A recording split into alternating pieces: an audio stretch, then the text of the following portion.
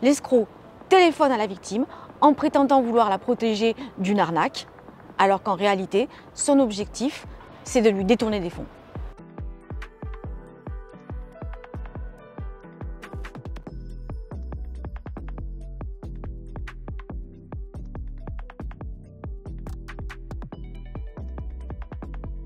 Le spoofing, c'est de l'usurpation d'identité électronique.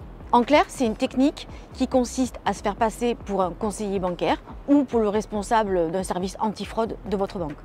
Concrètement, comment ça se passe? L'escroc téléphone à la victime en prétendant vouloir la protéger d'une arnaque, alors qu'en réalité, son objectif, c'est de lui détourner des fonds.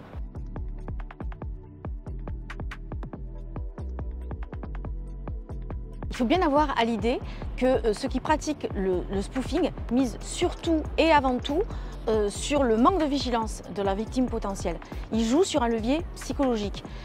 Imaginez qu'on vous dise, après vous avoir mis en confiance, voilà, on a repéré des tentatives de débit suspectes sur votre compte, il y a un débit en cours de tant de centaines, voire de milliers d'euros, mais ne vous inquiétez pas, si vous suivez ma procédure, on va pouvoir l'annuler. Il y a de grandes chances pour que la victime, sous le coup de la surprise et de la panique, s'en remette à celui qui se présente comme son sauveur.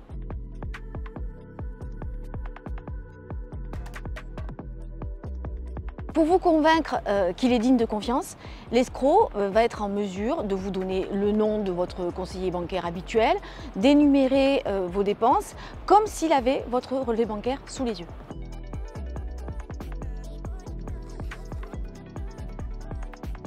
Non, en fait, il n'a eu accès qu'à quelques-unes de vos dépenses, mais dans la panique, vous allez reconnaître certaines dépenses que vous avez réellement effectuées.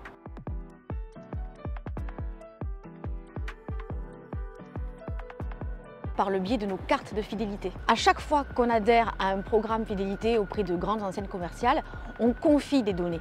Et c'est précisément ces données-là que les pirates vont chercher à récupérer.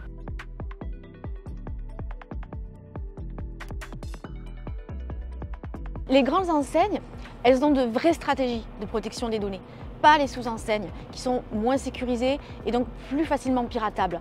C'est comme ça que les escrocs peuvent voir certains achats et arrivent à nous donner l'illusion qu'ils ont notre relevé bancaire en direct sous les yeux.